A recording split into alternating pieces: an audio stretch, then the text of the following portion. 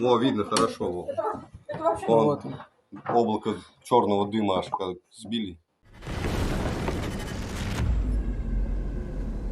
Hi guys, welcome back to the channel. I'm Seth, this is Warthog Defense. As I said previously, we are going to see each other from now on. Russia's FIR security service just get a taste of its own medicine in occupied Luhansk. A precise and daring drone operation shattered key FSB facilities. Right in their supposed stronghold, Ukraine is showing that no target is too deep, no agency too powerful, and no one can escape the reach of its drones. Here is how it all went down. On July 8, 2025, Ukraine executed a bold and highly coordinated drone strike deep inside Russian-occupied Luhansk region, targeting key facilities reportedly linked to the Russian Federal Security Service. The operation, which unfolded in less than 10 minutes, demonstrates Kyiv's growing ability to disrupt Russian command infrastructure far from the front line using precision, long-range drone technology. According to multiple independent and Ukrainian sources, a total of 7 Krylo-type winged drones were launched in a synchronized strike pattern. They simultaneously hit 3 locations, Svatove, Bilovodsk and Starobylsk, which house Russian occupation authorities and FSB operatives. All 3 structures were completely destroyed in the operation. The strikes caused significant confusion among Russian personnel and disrupted localized administrative functions. In Bilovodsk, 2 FSB staff were confirmed injured. Local occupation officials also stated that 2 other operatives remain unaccounted for, suggesting that they may have been killed or severely wounded in the attack. The strikes occurred almost simultaneously within a tight 10-minute operational window, emphasizing the sophistication of Ukrainian planning and coordination. These towns, Svatove, Bilovodsk and Starobylsk, are not only administrative centers but also logistical hubs used by Russian occupation forces. All 3 are situated along key road networks in northeastern Luhansk, allowing Russian units to move supplies, troops and intelligence assets. Their significance makes them ideal targets for strikes intended to paralyze Russian command and control capabilities. The use of Krylo-type drones, which are winged and reportedly capable of autonomous flight and deep penetration behind enemy lines, underscores Ukraine's growing reliance on domestic UAV innovations. These drones, with their compact profile and range, are increasingly used to strike symbolic and strategic targets inside occupied regions and at times within the Russian Federation itself. This operation aligns with Ukraine's broader campaign of asymmetric warfare, aiming to degrade Russian intelligence operations and impose a constant psychological and operational cost on occupation forces. It also demonstrates the Ukrainian military's increasing emphasis on precision, intelligence-led targeting, and real-time coordination across distant regions of enemy-held territory. While the Kremlin has not officially commented on the incident, local occupation media have confirmed the attack and its damage. No details have been provided about how the drones bypassed Russian air defenses, which raises further questions about the vulnerabilities of Russian rear area security networks. The July 8 drone strike is a stark example of how Ukraine continues to evolve its military capabilities, extending the reach of its strikes and undermining Russia's grip on occupied territories, not only through artillery and missiles, but now through surgical coordinated drone operations. Ukrainian drones are also roaming the skies over Russia's Kursk region, striking military targets and disrupting logistics. Each flight is a message. Nowhere is safe for the invader. This is the real reason the Russian dictator is terrorizing Ukrainian cities. Russia's summer offensive in Ukraine is the bloodiest of the entire invasion. Satellite data reveals intense strikes on Kherson, a major assault on Sumy, and fierce fighting around Pokrovsk and Kostiantynivka. The Economist estimates that over 31,000 Russian soldiers have been killed since May 1st. Russia is reported to be planning a major offensive into the Sumy, Kharkiv and Dnipropetrovsk regions, and an offensive against Odessa over the summer, using North Koreans to secure the Russian border.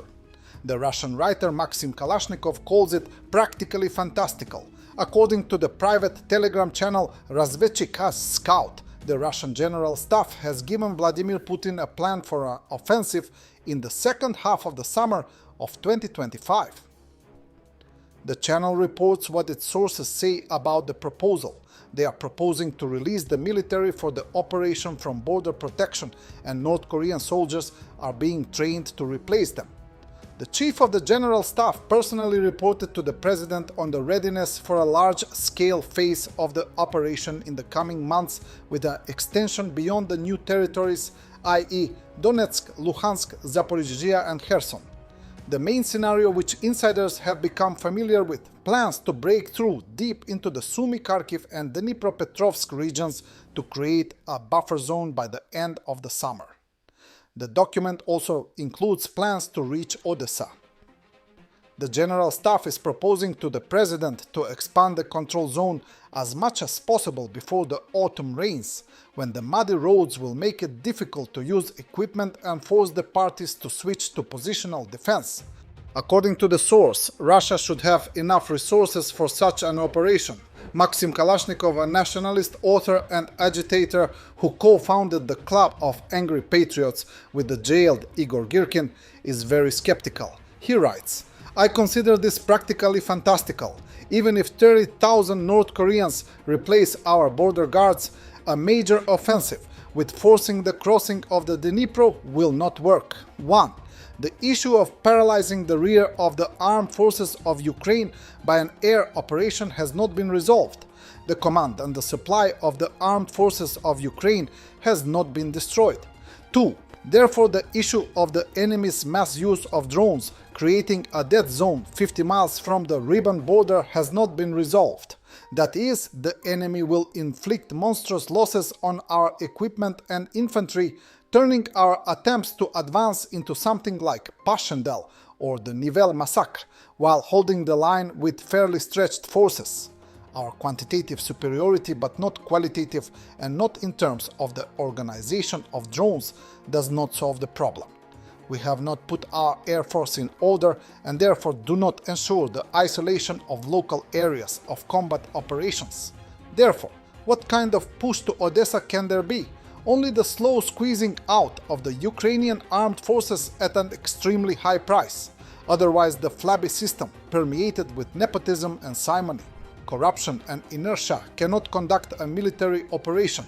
One thing is certain: summer is the last attempt. Then the raging crisis in the Russian economy puts an end to the country's ability to wage war. Both Ukraine and the Russian Federation are running out of steam. No cosmetic edits can fix the tangle of obvious missed opportunities and complete disregard for the experience of modern wars that has wound up since 2014 and since 2022. It's too late to drink Borjomi mineral water when your kidneys have failed, so we'll have to do as Trump wants. This is interesting. Colombian volunteers serving in Ukraine's armed forces, reportedly on the Kursk direction. Foreign volunteers from around the world continue to fight alongside Ukrainian forces, driven by a shared commitment to defend freedom and resist Russian aggression. Russian propagandist Solovyov is now threatening even Trump, claiming we'll wipe the US off the map and drown it in a radioactive tsunami. Another absurd outburst from a Kremlin mouthpiece, detached from reality but not without consequences. I have such a simple question. To what extent will Trump believe it if they say that we'll wipe America off the face of the earth? To what extent will Trump believe it when he realizes that two Poseidons activated from different sides of the North American continent leads to the formation of a radioactive tsunami, which forever creates the strait named after Comrade Stalin? And to what extent will Comrade Trump understand and believe when he realizes that our submarines of a certain series are equipped with powerful enough weapons that no defensive element, be it a Golden Dome, diamond, or anything else yet to be built, Could he protect America from a strike impact? Or does he seriously believe that once he sends ballistic missiles or launches his damn B-2 bombers, which we can see, and which will try to strike our territory, he says, oh look, no, we will simply wipe you off the face of the earth. If you think that our Supreme Commander was joking when he said, why do we need a world without Russia?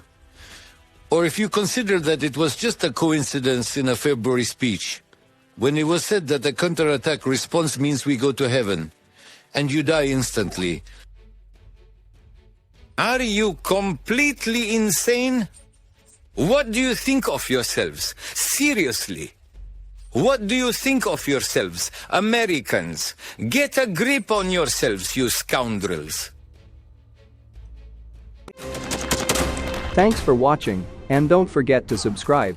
Also, if you want to support Warthog Defense, please become our member and get early access to new videos, exclusive members-only videos, and become administrator in comment section. The membership link is in the description. Rescues every day. We had a guy last week at 6 rescues in 6 days. You know, he's doing the job every day.